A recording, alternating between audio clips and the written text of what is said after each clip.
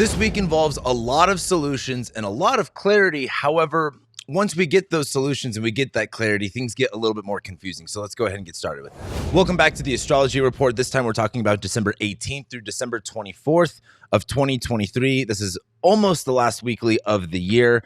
And we have actually quite a bit of highlights to go over this week. And we have a lot going on next week. So make sure you stay tuned. We're starting Monday off with the moon in Pisces, first making a trine to Venus, and then it will square Mars, and then by the end of the evening, it will make a sextile to Uranus. As the moon's in Pisces, it's leaving that conjunction with Saturn, so it feels a little bit more softer, feels a little bit more, okay, and not as kind of like, the moon-Saturn conjunctions are always like, woe is me, like a little bit more depressing than normal. But as the moon's in Pisces, trining Venus and Scorpio, one way I look at this is like being able to be more explorative and have more fun with the Venus and Scorpio stuff. For me personally, when Venus first entered Scorpio, it's like, because I do this for a living and I talk about it, I'm like, I do my best to mentally prepare. I'm like, Venus and Scorpio, I can't enjoy the things I normally want to. And it was like the first week, I was not able to do that. Like, I was just like, I'm not doing the things I want. This sucks. Like, very woe is me. And as time has gone on, I've gotten more better at it and, dealing with it.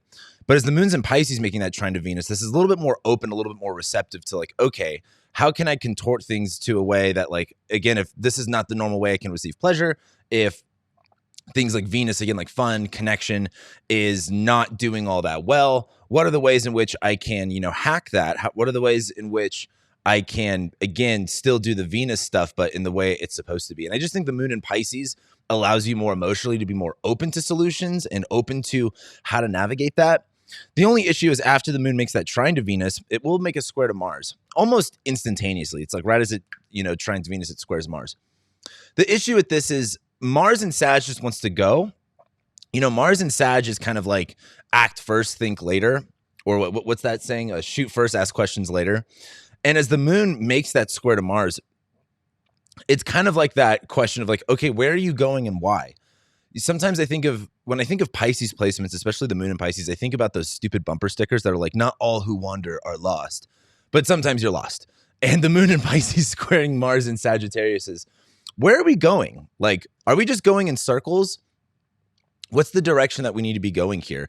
And there might be this frustration of the unknown or, hey, something I talked about in my rising sign horoscopes this past month on Patreon was like, there is this questioning over this month, especially as we get to like Mars square Neptune, of like, either one, you are on the right path and you're questioning that path. Like you have a lack of faith there. And it's like, I'm on this path. I feel like I'm doing everything right, but I'm not getting I'm not getting the results that I want. So it can make you question what you're doing. Or second off, you're not on the right path and you're starting to question, why am I on this path? Why am I going in this direction? Why am I heading this way? And we're going to see more and more of that. And again, that's mostly for the Mars square Neptune. But I feel like with this moon in Pisces squaring Mars, that kind of comes up of like, where am I going and why? The moon will then eventually make a sextile to Uranus that day. So there is some sort of solution happening. But the big highlight that we have on Monday is Mercury, now that it's retrograde, is trining Jupiter. So there is a solution to be had here. The analogy that I used on my monthly rising sign horoscopes, that I've been doing astrology for so long, and I cannot believe I've never thought about this analogy before, and I'm so happy about it. Talking about Mercury retrograde. When Mercury's in that shadow phase, it's like your car is making a weird noise. And we're going to use an analogy as like an alternator. So it's like your car is, like the battery seems weird, and you have all these weird flashing lights, and you don't really know what it is. Something's acting up. Then Mercury stations retrograde. You, clearly your car has a problem. If you've ever had an alternator go out, it's very kind of like, what is going on? Like literally every light flashes in front of you, your car dies. That's like Mercury retrograde. And then, you pull over and you open up the hood, and in the Mercury Cazimi, you go, oh, here's what the problem was, and here's what the solution is. And then once Mercury goes direct, it's like you get your tar code, your car towed, and then you replace the alternator, and then you're back to doing what you had to do. As Mercury is retrograde now, and these delays, these problems, this slowdown, this rethinking is happening, it's making that trine to Jupiter. There is some sort of a solution here. If Mercury is retrograde in Capricorn, we are literally physically changing plans, changing infrastructure. There are delays within infrastructure. The system is what I always think of with Capricorn. we are utilizing that part of our lives a little bit more. Again, it really depends on what part of Capricorn your chart rules, or what part of your chart Capricorn rules. And so as Mercury's retrograde there, and it makes that trine to Jupiter, there is a solution. It's not going to be as fast as you want because, again, we have Mercury retrograde and Jupiter is essentially motionless right now. We will get Jupiter stationing direct very, very soon, but it's like not moving forward. So it's like, okay, before things do move forward, what are the plans that need to, be changed? How do we need to rethink things? And I just think as Mercury's making that trine to Jupiter, seeing the bigger picture is an opportunity. Seeing what solutions are in front of you, albeit maybe it's not as fast as you want them to be. Maybe it's not, again, like the quickest, sexiest way, but what are the ways that you can change your plan that is going to offer the most value, the most bang for your buck? Because that's really what Jupiter and Taurus is like, we want to increase value. It might be a little bit slow, but it's kind of like investing in like the S&P or something like that. It's like the stock market always goes up, anywhere from 3 to 9% each year. Sure, there's, down times, but over a 20, 30 year span, like you'll end up making money. And it's not fast, it's not quick money, but you will eventually get there. And so I just think Mercury retrograde trining Jupiter is like, okay, I could see the bigger picture. I could see the long game. I just need to like reframe my mind in order to comprehend that better. We then get to Tuesday, and on Tuesday, the moon will conjoin Neptune, and then it will ingress into Aries, and it'll make a square to Mercury. Fun little thing happening here, because I think as the moon's conjoining Neptune, there is this overall, again, it's a two-way street with Neptune. It's a two-way street with most things.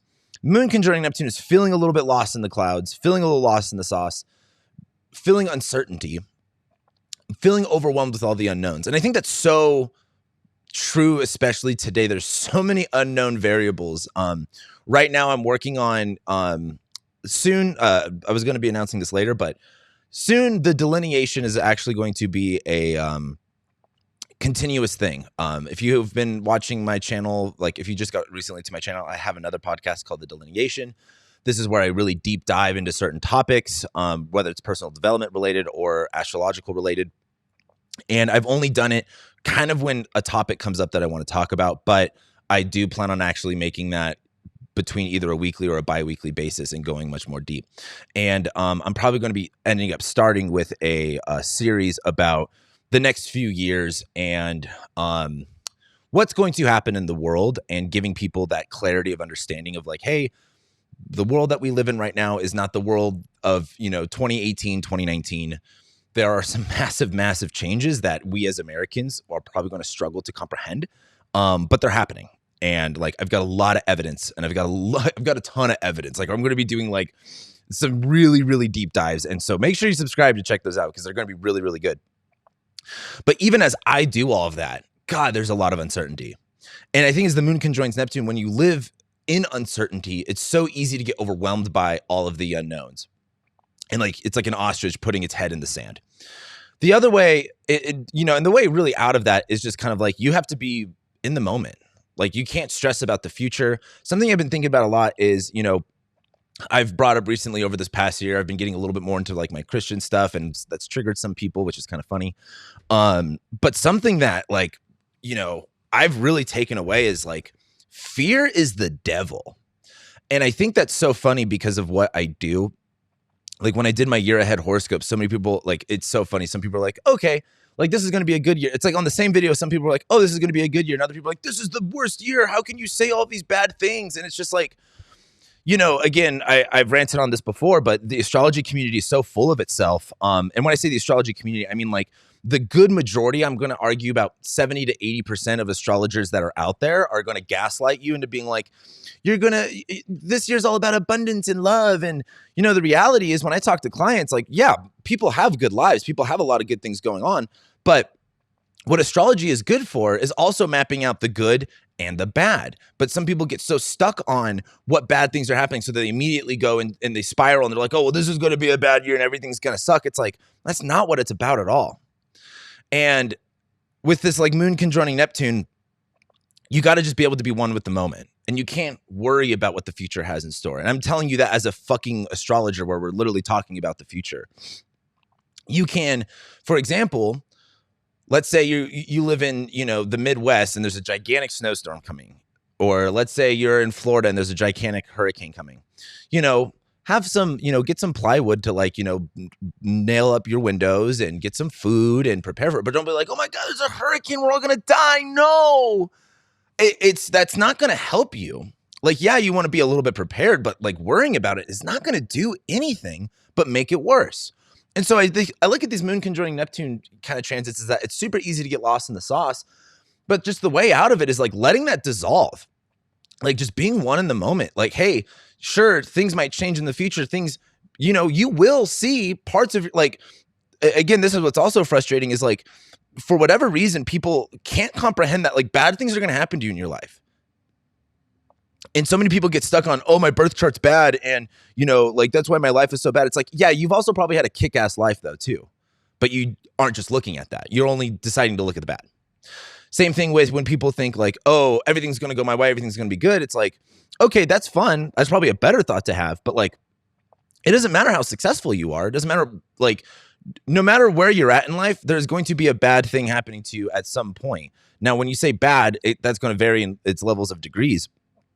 But you just can't trip on that shit. Like, again, this is what I love about like kind of the Christian stuff is like fear is the fucking devil. God, and it so is. It's something I've been sitting a lot on lately. And so I look at the moon conjoining Neptune as like feeling overwhelmed with the unknown. Let that dissolve, be more in the moment and do what you can and have like, again, like literally have fun with what you can do in the moment. There's no, and even if the future is bad, like let's say we all get nuclear annihilated. Okay, enjoy your day today. Because it's if we're all going to get, bombed by a nuke, like enjoy your day today. Have a good day. Tell people that you love them. Go do something that you want to do. Like live your fucking life. You can't just sit in the fear. And so, and the moon conjoining Neptune, I think, is a great day to be more delusional and more idealistic and rose-colored glasses about things. But then as we get into Tuesday, after the moon conjoins Neptune, it will ingress into Aries. And there's this wanting to take action on something. Like the moon is our emotions in our body. It is now in the sign of Aries, which is much more action oriented, where it's like, I need to take action off of this. So that could be one way. Like if you're getting lost in the sauce and you're a little bit too afraid, like you're gonna be like, oh, well, I need to do this and I need to do that. And maybe that's a good option. But the other part of it is like, okay, like if maybe you need to have fun in the moment, it's like, what are the things that you want to do? Take action now. The issue is when the moon goes into Aries and squares Mercury, the actions that you might want to take like steadfast and immediately aren't exactly what you can do. Like the moon making that square to Mercury retrograde is like, okay, you have to take different action. Sure, you might want to be impulsive and do X, Y, and Z. Maybe you need to do A, B, and C. Or maybe you want to do A, B, and C and you actually need to do X, Y, and Z. There's this kind of like, the moon in Aries, for example, like, I'm a little bit more of a jokester, and this is why I didn't do all that well in work, because I worked my fucking ass off. I was always doing really, really well in whatever I did, but my bosses hate me because I also goofed off a lot. And the moon in Aries might be like, you want to say a joke or you want to say something. It's like, you can't do that now. The policy is changing. And so I just look at Tuesday, the moon in Aries, making a square to Mercury is like, you're going to be impulsive. You're going to want to take action, but the actions that you take might have to be different, or there might have to be a delay in them because you are in the midst of changing some plans. So just be aware that like that feeling will be there, but like make sure you're doing something that is going along with the plans that you're changing and not doing the same thing that you're trying to change out of.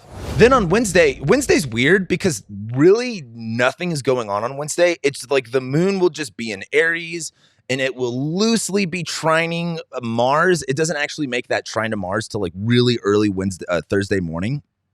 So I look at Wednesday as a good day to be productive, have our emotion, our body. It's in Aries. We are wanting to be physical. We are wanting to be direct. We are wanting to take action. And as it applies to Mars throughout the day, there's this kind of excitement. There's this like, all right, like this ambitious energy that's happening all day, but it doesn't like really connect until Thursday. So Wednesday just seems active is probably the easiest way to look at it, but not much is happening. We then get to Thursday, and actually a lot is going on Thursday. First, the moon will make that trine to Mars super first thing in the morning. It will then conjoin the North Node, which is the moon trining Mars in Sag is like, I want to go, go, go, go. And then the moon conjoining the North Node is like, I want to go faster. Like, let's turn it up even more. Let's, see what this puppy's got. So there is a A lot of ambitious energy of doing things between Wednesday and Thursday, which I think is good. Again, it's just on Tuesday, a couple days before, right? When that moon squares Mercury, it's like, make sure you're just doing things that are helping you make these changes. So Thursday, the moon will make that trine to Mars. Awesome. Excitement, movement. We're moving forward. It can join to the North Node. We just want to turn that up to 11. And then the moon will ingress into Taurus. So there's a lot more of that like comfortability feeling. For example, it's like after you do like a workout or after you move your body a lot, it's like your brain's producing, what is it, oxytocin?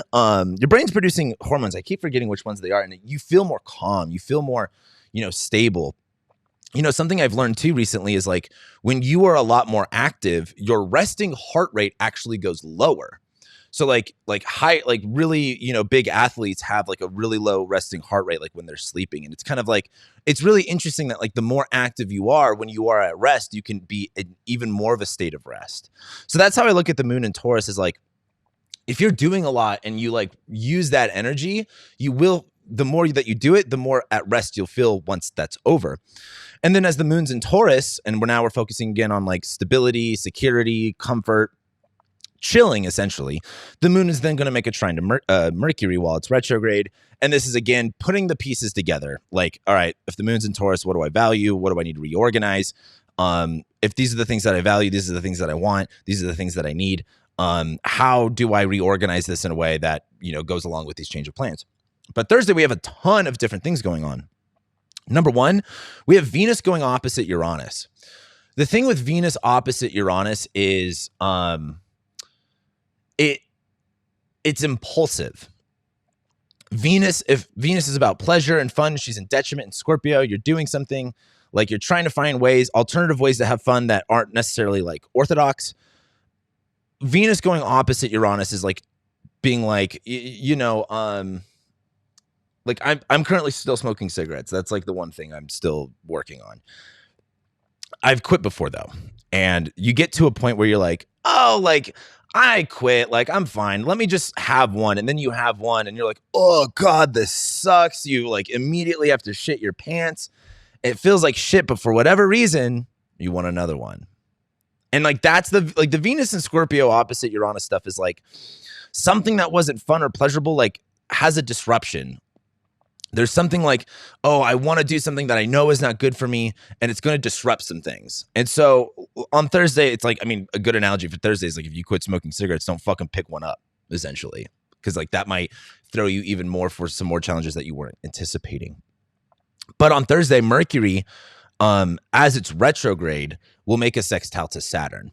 And what I love about this Mercury retrograde sextiling Saturn thing is the moon goes into Taurus, and it connects with Mercury. It will also connect with Saturn on Friday. It's kind of like putting the pieces together. Mercury retrograding in Capricorn, all right, we're changing some plans. We're re-navigating this area of Capricorn, whatever that is at in our charts. And as it sextiles Saturn, it's like there are good times to use the system and there are bad times. And again, Saturn's in Pisces. The system is in flux, meaning like,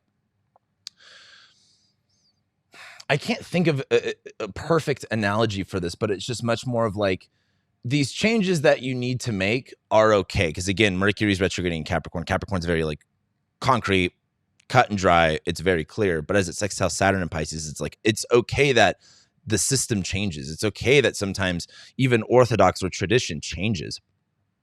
And so just Mercury making Mercury being retrograde, making a sextile to Saturn is just like mentally connecting with like, okay, these things that I'm changing are for the best for me right now in this moment. Again, dependent on where Capricorn and Pisces are at in your chart.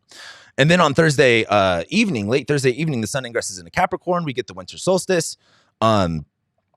Just the sun in Sagittarius is much more, jovial and outgoing. The sun in Capricorn is like, what I love about the sun in Capricorn is just like its correlation with like the new year. And it's like, all right, we're done with the holiday season. Back to work. Like what's the fucking plan? What are we doing this year? That kind of stuff.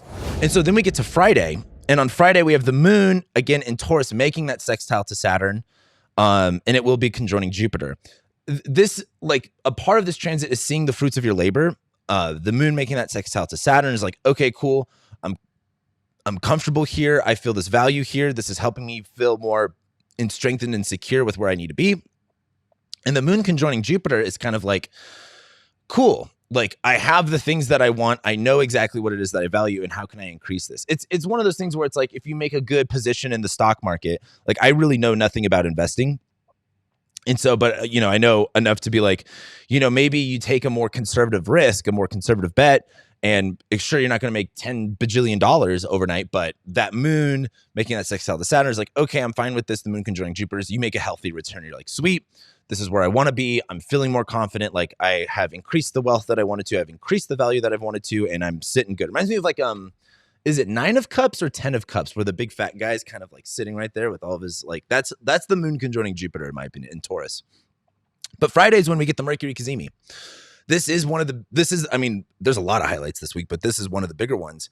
And the thing with the Mercury Cazimi is, like I said, this is where you figure out what the problem was. And by knowing what the problem was, you can identify the solution. And so, for example, if you are, let's say you're doing a physical activity at home and you are doing your best to learn it. Let's say it's like, I don't know, some sort of fighting, like, let's just say like Muay Thai or something. I don't know enough about it. But let's say you're learning these moves at home or whatever, and you're doing things how you think are the best. But then, Mercury goes retrograde. You decide to get like some eyes on you, like a trainer to like really watch you. That Mercury Cazimi is kind of like, maybe you were struggling with a certain move or a certain position, but you have eyes on you, and someone could say, hey, you're doing this wrong. And because of that, this is why you're getting this result that you don't want. If you just change this and this and that, then you will get the result that you want. And that's what the Mercury Cazimi really is. It's kind of going like, oh, I didn't even really know I was doing something wrong. I just knew that I didn't like the result I ended up getting. But now that I can identify the problem, that's really the biggest thing with most people, is like, identifying the problem is typically one of the harder things to do, because you have to really get out of your own way. And sometimes you have to get, other eyes on the situation. But once you identify the problem, the solution becomes a lot more clear. Same thing with like an alternator. Like, I remember, like, I've had a car like before where the alternator went out. And if you've ever had an alternator go out in your car, it is you just feel like your car's being like possessed by a demon. It's like, what the fuck is going on here? Like, all of the lights are flashing. It's like going back and forth. It's really weird. And then once you identify the problem, you're like, oh, I just have to replace the alternator. I bought one for $250. We replaced it. It was I had a 2001 Ford Escape, and the way that you replaced the alternator on that was so ridiculous, but we did it. But the Mercury Cazimi is like, you identify what the issue was. So this is the Mercury retrograde in Capricorn. Like, all right, what was the issue with the plans that we had before? What was the issue with the system or the regulation or the plans that we had before? Identify what that issue is. Now that we know what that issue is, now we can identify what a solution is and act on it. And that's the whole thing with the Mercury Cazimi, is like, okay, here's what the solution is. Now let's move forward with that and make the changes that we need to in order to implement that. We then get into Saturday. And on Saturday, the moon will conjoin Uranus and it will go opposite Venus. This is a tough one because also on Saturday, the main highlight is Mercury, while it's retrograde, is now moving back into Sagittarius. So the issue with Mercury, I feel like this is more important to talk about Mercury before the moon stuff. But as Mercury goes back into Sagittarius, it's kind of like, it's like you fuck something up. Like, now you know what the solution, you know what the problem is, you know what the solution is, but the solution is like, God damn, like, how do I fix that? Like, for example, I think of Mercury and Sagittarius as like trying to draw up a vision. Like, have you ever seen those pictures? It's like what the architect designs versus what the engineer ends up actually building. It's like architects will make this beautiful building and it all looks good, and then it gets dumbed down. And when I say dumbed down, it's like more so like actually becomes more realistic, because a lot of the things architects draw just like aren't realistic. And then the engineer makes a plan and it's like much more simple, because it's like a lot of the things the architect draws, it's like, that's not going to work. Imagine building a building based off of a vision, and you realize, oh, this isn't, stable. This isn't sound. And then, Mercury retrograding back into Sagittarius is like, well, your vision was all wrong. And now you have to kind of reconstruct that vision. Like, Mercury is again about plans and details, and it was in detriment in Sagittarius. It's like, sure, it's great for being more open-minded to vision, but it's not good for like making those plans, in concrete. That's what Mercury and Capricorn's for. But because it's retrograding here, it's like, before we start pouring concrete, let's double check these blueprints. Let's double check the integrity of, what this foundation looks like. And so I think it's just Mercury goes back into Sagittarius. You kind of go like, oh, I have to revision what it is that like what the plans even look like, because the way that I had it before wasn't going to work. It was too, idealistic. It was too, maybe not just too idealistic, but it was, you were maybe a little bit in over your head. Like the best analogy I can think of is like, it's like what the architect, like for example, recently I've seen a couple of photos and videos of this, like, I think it was like a 32 or 40 story skyscraper they wanted to build in Austin, Texas. It was going to be like the tallest one in Texas or something like that. And then, and it looked really cool, but then recently they cut it in like half and now it just looks like a regular building. And it was because of like, parking limitations and density laws and stuff like that. So they had to like really cut it back. Like that's such a good example of this. So while that's happening, on Saturday, the moon will conjoin Uranus and then go opposite Venus in Scorpio. This kind of realization is, I feel like, going to be upsetting. Like the moon conjoining Uranus is where you want something to be stable, there's a disruption. Where you want something to be comfortable, there is a disruption. Where you want something to be, like and again, Uranus does offer breakthroughs and innovation. And, for example, for that building, it's like, okay, you don't have to completely scrap the building. You just got to cut half of it off. And that just depends. Like I said this last week, like what's the third option? It's like, okay, either you build it the way that you originally designed it, which is, 40, 50 stories, whatever it was. And then, the other option is like, well, we'll just scrap it completely and, forget about it. I'm just going to walk away angry like a child. That third option might be just be like, okay, can we just cut it in half? Like, can we lower like the threshold to where we could still get, what we want to do, just maybe not the exact vision that we had. And that's how it is with everything. Like, I mean, I've talked a lot. Music's coming out next month, by the way. That's like, everyone's like, well, when did you come up with music? Like, fucking hold on. But like even with music, like there's certain ideas that you might have, but then when you actually like, for example, when it comes to mixing and mastering all those stupid frequencies, it's like there's trade-offs. You know what I mean? You have to kind of work within the parameters of something. And, while you might want something louder, it might, lessen the volume of this, and then that's not equal. So it's like, what's the healthy balance here? So the moon conjoining Uranus does offer a solution. It does offer like a creative innovation around it, but it is disrupting. Now, why I think this is much more like disheartening is the moon will then go opposite Venus, because the moon in Taurus opposite Venus in Scorpio is like, well, this isn't what I want. Well, this isn't exactly the vision I had. This isn't, I don't want to do it this way. And it's one of those things where it's like, okay, do you want to be right or do you want to be happy?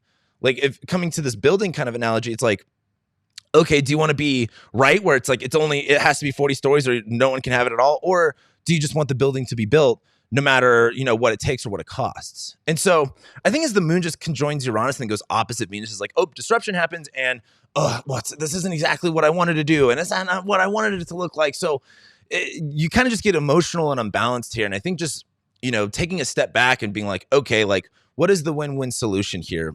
Sure, there might be some trade-offs. Sure, it may not be perfect or exactly the way that you envisioned it, but you can still get it done. It's just going to look a little bit different than how you maybe had it. So like what I think is really good for this Mercury retrograde is just don't pour the concrete just yet. Like this is about before you pour that concrete, because there's no going back after you pour the concrete. Let's really think about how you want everything to be done. And that might mean making more delays. Like if you've ever built a house before, it's like that concrete pour is really important. And before we just pour the concrete, you're like, yeah, we did the plumbing and, everything's fine. We did the septic and everything's fine. It's like, before we do that, let's really double check stuff. And then it's like right before you pour that concrete, you realize, oh, this plumbing actually wasn't connected all the right way. And we didn't, do this thing. So it's like, just give it a pause. Mercury retrograde is 4 pauses, 4 delays. But would you rather pour the concrete and then let it dry and then have to dig it all back up and redo it again, like literally doubling or tripling your work, or just take a second to really think about it and make sure everything's ready to go because you might have missed something? That's what like this is about. And then we get into Sunday. The moon will then move into Gemini and it will square Saturn. I think the thing is with this is while the moon's in Gemini, again, emotions, our body, it's in the sign of communication, ideas. There's a lot of chatter going on. The moon, I've talked a lot about the moon in Gemini making a square to Saturn and Pisces as like oversharing and feeling like insecure about it. Like, oh, I should have shared that. But a lot of it too is also just kind of like trying to muster up different ideas, trying to see different, viewpoints, but not any of them are like really lining up. Like that moon in Gemini squaring Saturn is kind of like, okay, you might have all of these For example, it's hard to, like, you can ask all of the right, like, for example, I think about this with like religion and spirituality. It's like, you can ask all of these right questions. You can, see these perspectives and these perspectives, but the absolute knowing of what is true is beyond your scope. We can toy around with the idea, but it's hard to actually know what that truth is. That's what reminds me of Saturn and Pisces. Like, there's a limit on like a spiritual truth here. Like, we only know so much. And sometimes you just kind of have to give it your best guess. And if you're just looking for that absolute truth, like, that's not what this is about. So I just look at the moon squaring Saturn as like, you're searching for that. You're asking the right questions, but there's a block. You're not getting that right now. And that's okay. And then the other thing on Sunday is the sun will make a sextile to Saturn. The sun, our willpower, our energy, our vitality, it's now in Capricorn. Again, Capricorn is a cardinal sign. We are starting, we are initiating, we are beginning something. We are beginning the season of winter. Winter, it's like, hey, like, we have to go for the hunt. We have to conserve food. We have to make sure we have water, eating. Like, I think a lot of like in like evolution terms, when we were hunter gatherers, like we survived a lot off bones. Like, using the scraps, using the materials that we have to like get things done. And that sun just sextiling Saturn is kind of like, okay, adapting. Saturn and Pisces, like these, again, coming back to the structure analogy, it's like Saturn is not in, a fixed like earth sign like Taurus, where it's like, this is the structure, this is how it's going to be. It's in a mutable water sign where it's like, as you go along with it, it's going to change. It's like, again, as you maybe produce a song, as you make music, you might have this idea, but as you actually create it, this might change, or this might change, or you might have this idea. So you add that, or you take away this. It's like, it's all fluid and it's all in motion. But as long as you're in the mindset of like, hey, I'm in creation mode. Hey, I'm in, like, I'm going to put my time and energy into this. I have the energy for it. Just go with the flow. That's how I look at Sunday. Is you're going to be asking the right questions. You're not really going to get the right answers. Like, coming back to like maybe even the making music analogy, it's like, you might be in like, oh, well, I want to try, this sound, or I want to try this plugin, or maybe I want to try this, pack. And it may not exactly be what you envision, but you can get really, really close as long as you're just kind of in that energy of like, okay, art is it's alive. Like, it's not about, oh, like, let's just go track by track by track and, just do the playbook and you'll make a song. It's like, it's alive and it will change and it will grow as time goes on. And then we have next week. So next week we have a lot of shit going on. We've got Venus making a trine to Neptune. I kind of love Venus and Scorpio trine to Neptune. We have the full moon in Cancer. We have the sun making a trine to Jupiter. We have Mercury retrograde conjoining Mars. That's pretty frustrating, to be honest with you. Mercury will square Neptune. Mars will square Neptune. Those are also frustrating. That is feeling lost. That is feeling like you don't know where you're going. And then Venus enters Sagittarius, where it's like, well, we're just going to go and have fun anyway. Next week has a lot of vibe shifts, and that's the last week before we get to the beginning of the year, guys. So with that being said, make sure you subscribe to the channel if you want to keep up to date with everything. Like this video. It does actually support the channel. Comment below. Let me know what you're looking forward to, what you're not looking forward to. And yeah, with that being said, I'll be seeing you guys next week.